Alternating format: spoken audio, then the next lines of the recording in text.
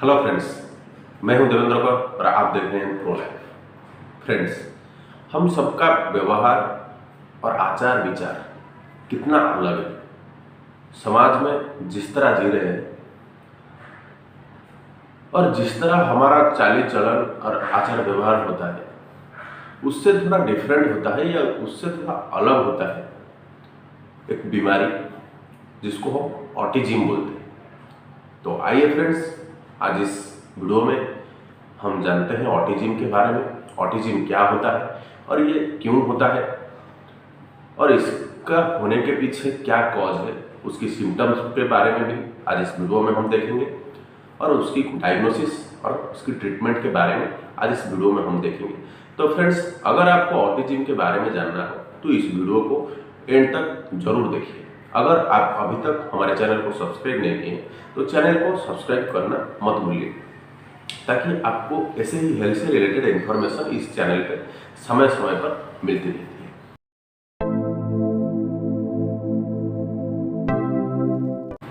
तो फ्रेंड्स, आइए जानते हैं ऑटिज्म क्या है। फ्रेंड्स, ऑटिज्म यानी शालीनता, ये एक न्यूरोलॉजिकल विकास संबंधित एक बीमारी है जो कि बचपन से ही पता चल जाता है। ऑटिज्म चाइल्ड के पास जो भी लक्षण रहता है ये बचपन से लेकर के बूढ़े होने तक उनके पास ये सिम्टम्स रहता है। हाँ, अगर आपको ये पहले ही कुछ डायग्नोसिस या कुछ थेरापी उनको दूर किया जा सकता है।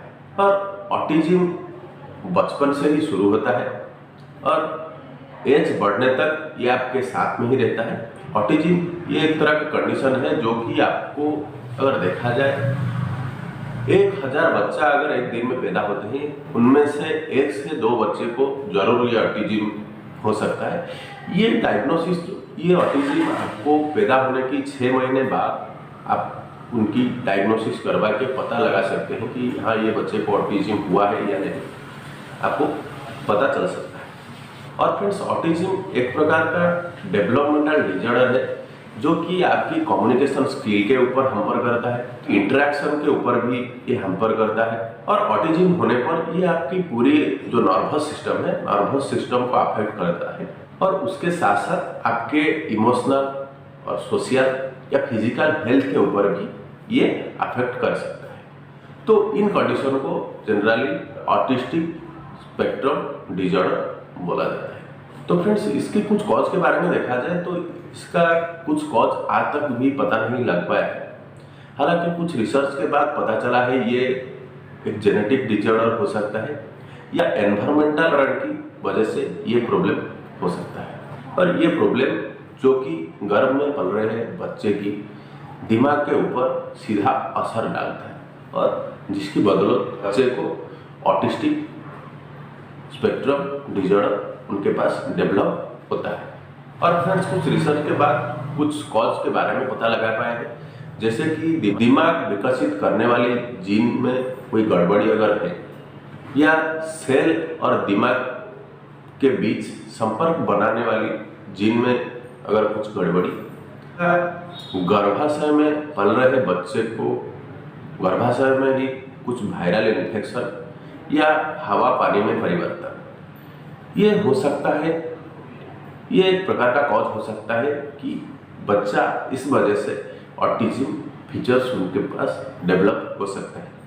और ऐसे माता पिता के बच्चे जिनका पहले से कोई बच्चा अगर ऑटिज्म हुआ है तो ये बच्चे को भी, अगर पेट में पल रहे बच्चे को भी ऑटिज्म हो सकता है। और समय से पहले या प्री मैच्योर डिलीवरी की वजह से भी ऑटिज्म हो सकता है। कम बर्थ वेट यानी बच्चा जब पैदा होता है उसका वजन अगर कम रहेगा तो उस दौरान भी ये प्रॉब्लम हो सकता है।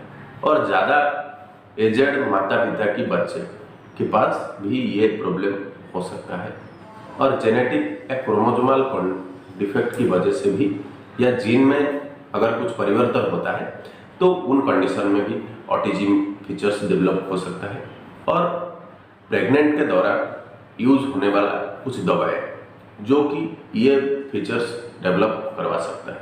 और सेक्सुअल रिलेशनशिप के टाइम अल्कोहल का सेवन ये भी एक प्रकार का कॉज हो सकता है।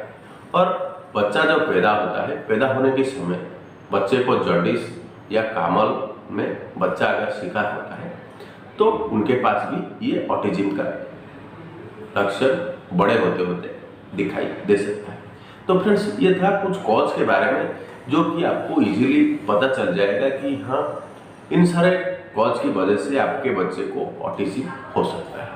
अब फ्रेंड्स, बात करते हैं, अगर एक बच्चे के पास ऑटिज्म फीचर्स डेवलप हुआ है या ऑटिज्म स्पेक्ट्रम डिसऑर्डर है तो उनके पास देखा जाने वाले कुछ सिम्टम्स के बारे में बात किया जाए तो सिम्टम्स आते हैं difficult to communication and difficult to social interaction. ये दोनों प्रॉब्लम मेनली हो सकता है। एंड रिपीटेटिव बिहेवियर, यानी जो बात वो बच्चा बोल रहा है वो बार बार बोल रहा है और ये बात उसकी बंद नहीं हो रही। तो ये सारे कुछ कॉमन सिम्टम्स आपको ऑटिज्म जो बच्चे होते हैं उनके पास आपको देखने को मिल सकता है। कुछ कॉमन सिम्टम्स के बारे में देखा जाए, inappropriate social interaction, poor eye contact, compulsive behaviour, self harm and repetition of word and action. ये कुछ कॉमन बिहेवियर उनके पास दिखा सकता है। और कुछ डेवलपमेंटल सिम्टम्स के बारे में देखा जाए, उनकी स्पीच डिले हो सकता है। और कुछ फिजियोलॉजिकल सिम्टम्स के बारे में देखा जाए, difficult to understanding other people's emotion और डिप्रेशन। तो इन सारे, अगर कोई सामने में उनकी कोई रो रहा है या कोई हंस रहा है तो इनकी इमोशन को ये जो चाइल्ड होते हैं या ये जो पर्सन होते हैं उनको उनकी इमोशन के साथ ये खुद की इमोशन जाहिर नहीं कर पाते हैं। तो ये भी एक प्रकार का सिम्टम्स हो सकता है। Anxiety, voice change, sensitivity to sound, touch, light and smell. तो ये सारे जो कॉम्प्लिकेशन है, ये सारे सिम्टम्स ऑटिज्म चाइल्ड होते हैं उनके पास ये सारे सिम्टम्स जनरली दिखा सकता है। या ये सारे सिम्टम्स आपको देख के पता लगा सकते हैं कि आपके बच्चे को ऑटिज्म वाला कोई सिम्टम्स उनके पास अगर डेवलप होता है तो आपको जरूर डॉक्टर की कंसल्ट करना बहुत जरूरी है। आपके बच्चे को 6 महीने के बाद, पैदा होने के 6 महीने के बाद ये सिम्टम्स आप देख पाते हैं या आपको पता लगा सकते हैं, आप जरूर आपके डॉक्टर या आपके जो नियरेस्ट पीडियाट्रिक डॉक्टर है उनको कंसल्ट कीजिए। और इसका सही इलाज आपको जो ऑक्यूपेशनल थेरेपी या स्पीच थेरेपी या फिजिकल थेरेपी या प्ले थेरेपी, ये सारे थेरेपी की वजह से आपके बच्चे के पास दिखा जाने वाला इन सारे सिम्टम्स को दूर किया जा सकता है। हालांकि ये जो कंडीशन है, ये जो ऑटिज्म ये कंडीशन है, ये जो डिसऑर्डर है, इसको पैदा होने से लेकर के पूरा जीवन भर उसको झेलना पड़ सकता है। लेकिन उनके पास दिखा जाने वाले कुछ कंडीशन या कुछ सिम्टम्स को दूर किया जा सकता है और ये अपनी रोजमर्रा जिंदगी में कुछ नॉर्मल लाइफ जी सकते हैं।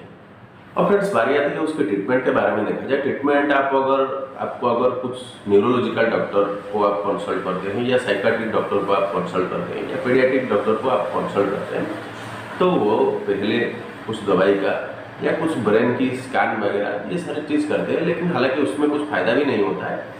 हालांकि डॉक्टर आपको रिकमेंड कर सकते हैं कुछ थेरेपी के बारे में, जैसे कि आप ऑक्यूपेशनल थेरेपी के पास जा सकते हैं, फिजिकल थेरेपी के पास जा सकते हैं या स्पीच थेरेपी के पास, अगर स्पीच डिले हुआ है तो स्पीच थेरेपी के पास भी आप जा सकते हैं। या ऐसे ही कुछ सिम्टम्स अगर दिखा रहा है तो आप ये सारे थेरेपिस्ट के पास जा सकते हैं और आपकी सिम्टम्स को देख के ही, आपके बच्चे के सिम्टम्स को देख के ये जो थेरेपिस्ट होते हैं ये पता लगा सकते हैं कि बच्चे को कौन सी टाइप का ऑटिज्म हुआ है और उसके हिसाब से ये उसका ट्रीटमेंट करना है। अगर इसमें कुछ साइकेट्रिक मेडिसिन के बारे में किया जाए, इसमें एंटी साइकोटिक ड्रग कुछ दिया जाता है जो कि आपके बच्चे को जो हाइपर एक्टिव होता है उसको काम डाउन करके रखता है। तो फ्रेंड्स, ये एक ऑटिज्म चाइल्ड के लिए उसके लिए बेस्ट तरीका होता है कि आप उनको प्ले थेरेपी दीजिए या एंगर मैनेजमेंट थेरेपी दीजिए या स्पीच थेरेपी दीजिए या ऑक्यूपेशनल थेरेपी या फिजिकल थेरेपी। ये थेरेपी के माध्यम से ही उनकी जो लाइफस्टाइल को चेंज किया जा सकता है या उनके पास दिखाए गए कॉम्प्लिकेशन उसको दूर किया जा सकता है। तो फ्रेंड्स, ये था ऑटिज्म के बारे में कुछ जनरल इन्फॉर्मेशन।